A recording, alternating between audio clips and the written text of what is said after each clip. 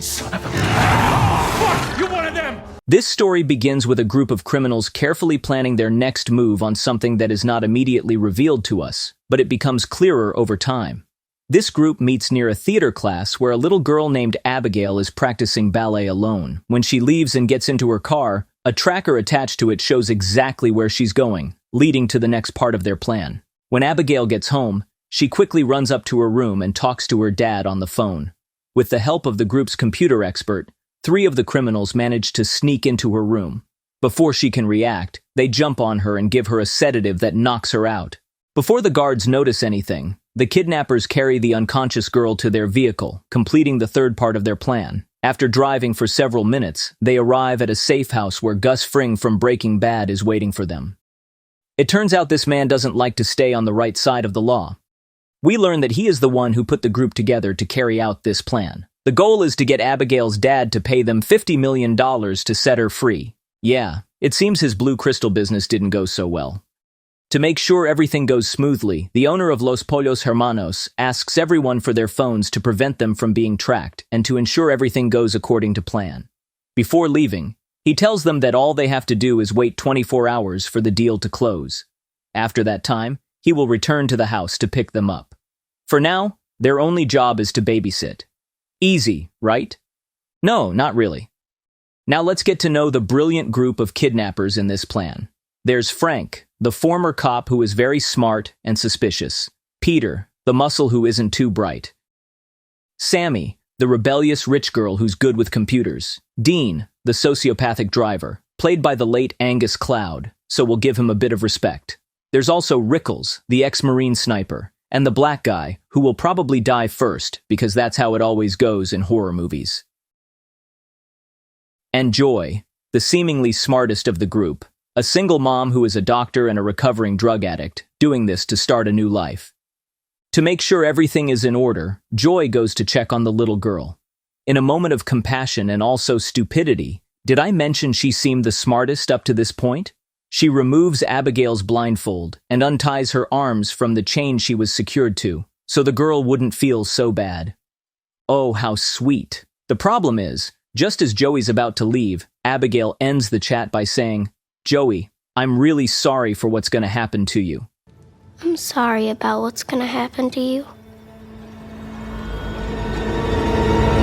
Intrigued by this, Joy goes back to the team and tells the ex-cop about it, asking if he knows who the girl's dad is. He says he's clueless, but curious, he goes up to the room. Since Abigail's blindfold was off, she sees him for a sec. Threatening her, he forces her to spill her dad's name, and she says it's Christophe Lazar. This makes the cop decide to quit the job and leave. He reveals the info to his mates, who get immediately worried. They tell the blonde that Christophe Lazar is a big-time mob boss who runs most of the city and is so powerful that some folks think he's just a legend. But he's real. Despite the smartest thing being to leave, the group decides to stay because, well, everyone needed the money, and what they were going to earn wasn't exactly pocket change. Here comes the money. Money, money, money. So, they get to work, keeping the place under surveillance and waiting another 22 hours for Gustavo Fring to return. Dean was wandering around the house, scaring the blonde and drawing doodles on the tough guy's face, when he accidentally stumbles upon a kind of mural where, strangely, there's a little girl who looks exactly like Abigail. Weird, right? No, God! No, God, please! But he shrugs it off and heads to the kitchen for a snack. Then, there's this noise from the cellar that freaks him out. When he goes to check it out, bam! Something crazy strong grabs his legs and yanks him away in a flash. Sammy hears this and walks over, finding the guy sitting at the table. But surprise, his head just falls off. The blonde's scream gets everyone's attention, and the more experienced ones figure only an animal could have done something like that. They suspect it might have been the work of someone they call Valdez. Since risking their lives was already too much, Rickles decides it's better to hit the road, quitting the job and giving up his share of the money. But leaving wasn't easy. The door they came in through was blocked, and trying to open it put the whole building on lockdown. So, they're stuck. They'll have to stay and do their job because there's no way to escape. Trying to watch their backs because they really didn't trust anyone else, Joey teams up with Rickles to keep an eye on the others. By this point, someone could have betrayed them. Or worse, one of them could be Valdez. Joey turns around, and just 5 seconds later, Rickles is attacked and ends up stiff as a board in record time. "All right, guys, I don't trust anyone anymore," says Joy. "Well, I don't trust you either," says the ex-cop. Peter tries to pin Abigail down and forcefully extract any helpful information from her.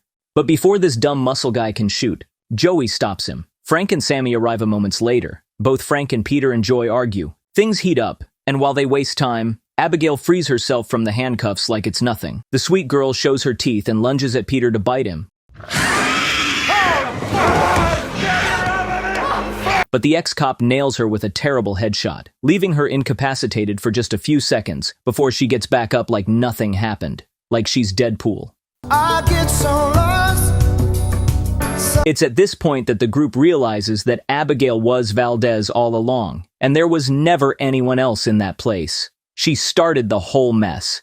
At that moment, they start gathering information about the weaknesses they know of vampires, like their fear of garlic, crosses, and sunlight. Unless you're the guy from Twilight with divine skin full of diamonds.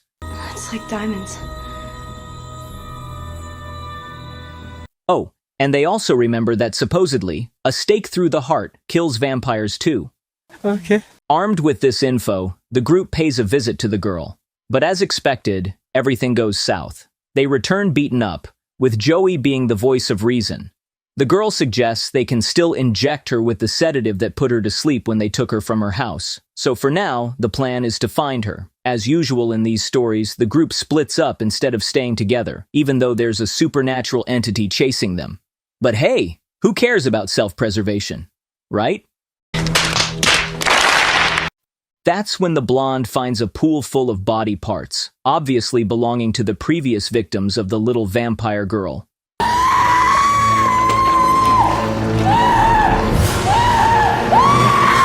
While the muscle guy was sharpening a pool cue, the girl shows up and all hell breaks loose. After some action, they finally manage to put the little maniac to sleep, but the blonde girl gets a nasty bite on her arm, and like in all vampire movies, now she thinks she'll turn into one of them. Meanwhile, the group locks the little vampire girl in an elevator. This is when the truth comes out. Abigail confesses she planned the whole kidnapping scheme. There is no $50 million or anything, and it was all so she could be locked up with them and feed because she's starving and twisted. Oh, and because she can't be vegan. I'm sorry.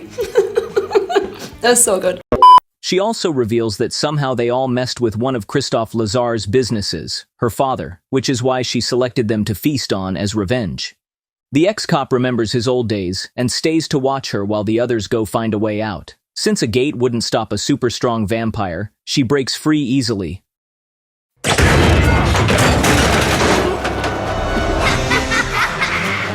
Almost about to kill the poor guy. But Joey shows up just in time to remove some boards and burn the girl's hand with sunlight. However, it starts healing almost instantly. I told you, this thing is like Deadpool. Oh, wow. Cool your pits. They're growing back. The plan now is to find the operations room so the blonde can reset the house's security. So, once again, the group splits into two, and this action is what's going to seal their fate. Abigail activates the vampire Wi-Fi and takes control of the blonde, turning her into a vampire and killing the poor guy when they find her.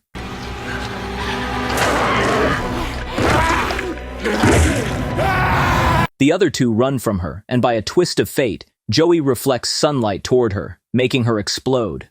Behind them, an unsuspecting door opens on its own, and inside they find none other than Gus Fring. Fuck you, backstabbing son of a... Oh, fuck! You're one of them! He's one of them! No shit, Frank. Who was also a vampire, and had actually been turned by Abigail to work for her. The owner of Los Pollos Hermanos offers the ex-cop to team up to take down Abigail and Christoph and take everything. With nothing to lose, he accepts, only to be betrayed and turned into a vampire by him. The ex-cop kills Gus to take everything for himself, but when he's about to finish everyone off, Abigail reappears to fight him, but she's too weak to do it alone. So she needs Joey's help to finish the guy, and the epic brawl begins again. In the end, the tremendous duo manages to defeat the ex-cop. Oh, fuck. In exchange for this, Abigail decides to spare Joey's life and let her go. But at that moment, Kristoff appears to assert his authority.